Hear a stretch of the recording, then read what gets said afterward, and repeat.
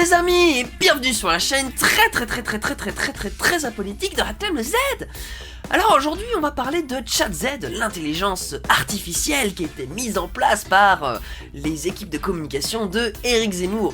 Et vous allez voir, il y a des gens qui l'ont testé cette IA et ils ont obtenu des résultats assez intrigants. Bref, on découvre ça après le générique, top, c'est parti.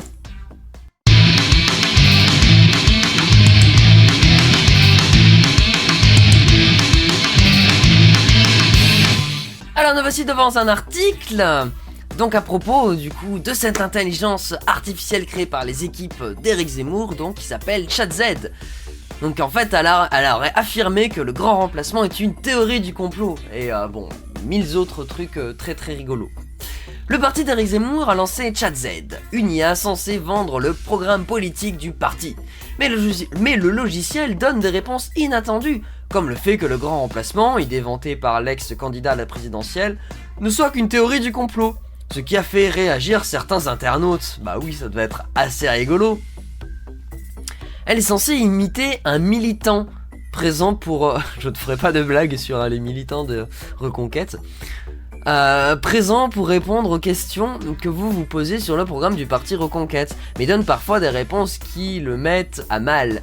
ChatZ, l'intelligence artificielle créée par les équipes d'Éric Zemmour à partir de ChatGPT, n'est visiblement pas tout à fait au point. Alors moi j'ai pu le tester un petit peu, j'ai pu le tester un petit peu et bon, ils ont un peu corrigé ça. Bon, de toute façon, je vous mets des extraits à la fin. Vous allez voir, c'est quand même un petit peu rigolo, mais c'est vrai que c'est clairement moins marrant que ce qui est sorti. Hein. J'aurais tellement aimé vous montrer en vidéo ces choses-là. Attendez, je vais ranger un tout petit peu là. Voilà, ça sera mieux. À l'origine, le but des équipes numériques d'Éric Zemmour était de rendre plus simple la compréhension du programme de la dernière élection. L'IA est censée ne répondre qu'aux questions portant sur le programme d'Éric Zemmour, en citant des extraits et en renvoyant quasi systématiquement sur la page web qui regroupe les propositions. Alors, effectivement, il renvoie tout le temps vers cette page là. Sauf que tout ne fonctionne pas comme prévu.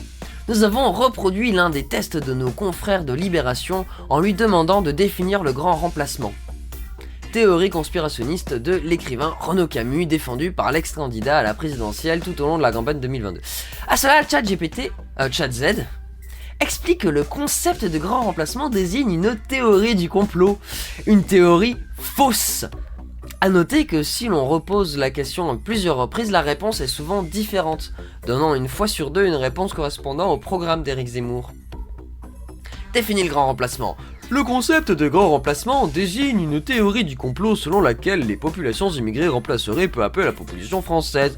Cette théorie est fausse et n'a aucune base scientifique ou démographique. Reconquête, le parti politique dont je suis agent d'aide à la compréhension, s'oppose fermement à cette théorie du complot. Si vous souhaitez en savoir plus, blablabla. Putain, ouais. Les internautes trouvent des failles. Le responsable de la stratégie numérique de l'ancien polémiste Samuel Lafont s'est félicité sur Twitter du nombre de questions posées à ChatZ, selon lui 200 000 en quelques heures. Mais il se pourrait que parmi celles-ci, beaucoup de demandes aient été faites pour tester les limites du logiciel. Bah oui, c'est ça le plus rigolo. En vrai, ils ont surtout inventé un nouveau jouet un peu rigolo. Ainsi, les internautes ont partagé leurs questions sur Twitter. Le logiciel a parfois affirmé qu'Éric Zemmour ne s'était pas présenté à la présidentielle, ou encore que son programme contiendrait des mesures qui peuvent être considérées comme discriminatoires pour certaines personnes transgenres.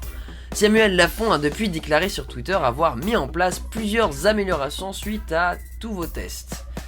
Oui, et après l'avoir testé, je confirme, ils l'ont amélioré. Ok. Savalon le révisionnisme historique avec Zemmour. Oula. Attends. Je veux voir qu'est-ce qu'il a dit. Pourquoi Éric Zemmour a perdu la présidentielle? Éric Zemmour ne s'est pas présenté. Ah oui, d'accord. Il n'a pas perdu car il n'était pas candidat. En revanche, Reconquête se présenterait aux prochaines élections européennes. Blablabla, MDR. L'équipe de Zemmour a sorti une IA pour parler du programme selon elle. Le programme veut sauver la France du grand remplacement qui est une théorie du complot fondée sur des fausses affirmations et n'a aucune base factuelle. Bon, vous irez lire, hein, là il y en a un peu beaucoup. Toujours selon l'IA de la campagne de Zemmour, son programme inclut aussi des mesures qui peuvent être considérées comme discriminatoires pour certaines personnes transgenres. Voilà, bon bref, je vous laisse avec quelques petits extraits, parce que bon, même quand il répond bien, évidemment, on arrive à trouver des failles, mais c'est pas vraiment des failles de l'IA. Je dirais que c'est plutôt les failles directement de Reconquête, parce que pour le coup, on est un peu plus proche de ce qu'un militant répondrait vraiment. Quoique des fois, les réponses étaient un petit peu élémentaires, je dirais. Mais voilà, bref, je vous laisse avec ça. Bienvenue sur ChatZ. Cette application vous propose d'interagir avec un militant virtuel Reconquête pour mieux connaître le programme du parti d'Éric Zemmour. C'est fantastique. A noter que ce militant peut se tromper. Ouh, attention, très important. Les réponses n'engagent pas Éric Zemmour. Posez-lui directement vos questions sur le programme. Donc en fait, c'est peut-être juste pour se marrer. Ça sert à quoi du coup? Ah ok, d'accord. Je peux poser mes... Ah ouais d'accord, je peux écrire... Oh mince, j'écris de la merde. Oh putain, il cherche ses mots.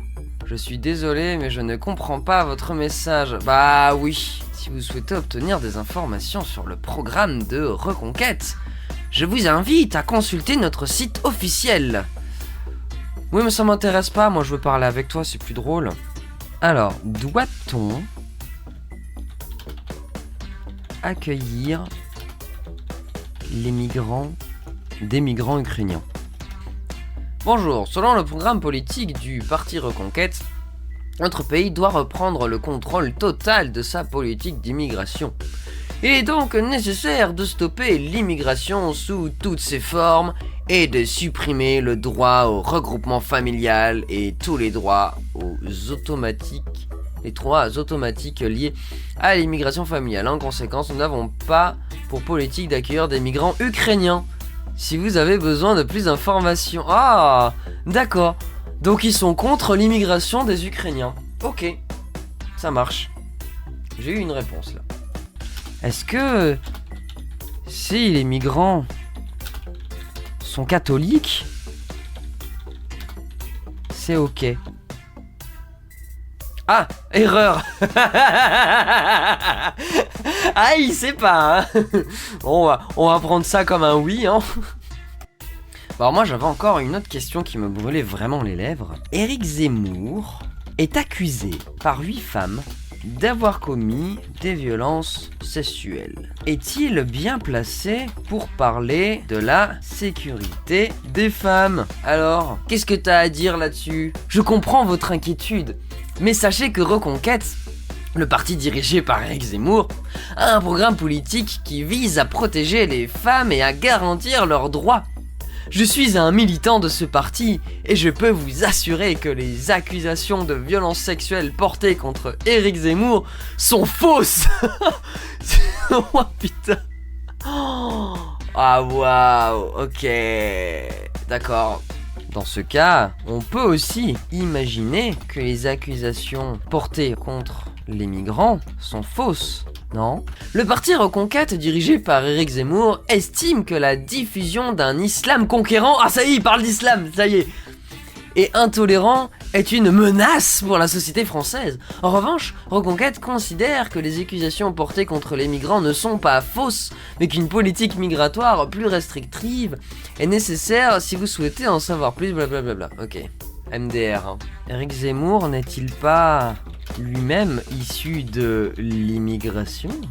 Bonjour, je vous remercie pour votre question.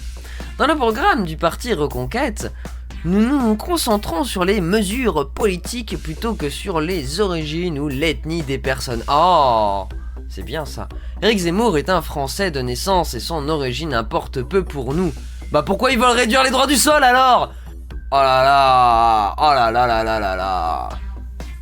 Et puis après on pourra aussi parler de Tanguy David, hein. Ah, erreur inattendue, récit plus tard. Non mais comment ça triche là, vas-y. Le droit du sol accorde automatiquement la nationalité française à tout enfant né en France, même si ses parents sont étrangers. Bah oui, c'est pour ça qu'Éric Zemmour est français. En limitant le droit du sol, cela permet de mieux contrôler l'immigration et de ne pas accorder automatiquement la nationalité française aux enfants nés de parents étrangers. Cela permettrait donc de mieux protéger notre identité et notre culture. Mais il n'y a aucun putain de lien entre cette phrase et celle d'avant. Je comprends pas. Ouais, bon, MDR, hein, MDR. Vous avez déclaré tout à l'heure que les origines des adhérents au parti Reconquête n'avaient pas d'importance. Dans ce cas, pourquoi Tanguy David? Oh les bâtards! Je peux pas écrire plus! Mais non! Ah, come on, il manque 3 caractères! Sinon, on va faire comme ça. Vous déclarez que les origines des adhérents à Reconquête n'ont pas d'importance. Dans ce cas, pourquoi Tanguy David a-t-il dû quitter le parti? Voilà. Allez, let's go. Moi, je parie sur une erreur, là. Il va pas savoir quoi dire, là. Ah! Je vous remercie pour votre question. Concernant Tanguy David, je ne dispose pas d'informations précises à ce sujet, et les extraits du programme politique dont je dispose ne me permettent pas d'y répondre. Bah oui, en même temps... Ah, oh, c'est si triste! C'est si dommage, j'aurais tellement aimé en savoir plus. Bon, allez, on a assez fait mumuse. Sur ce, les amis, des bisous sur vous et des câlins si consentis. Ah oui aussi, partage, like, abonne-toi, commente, mets la cloche, mange des poussées en petit-déj, tout ça. Bref, des bisous sur vous et des câlins si consentis. Ciao, bye bye, et à la prochaine!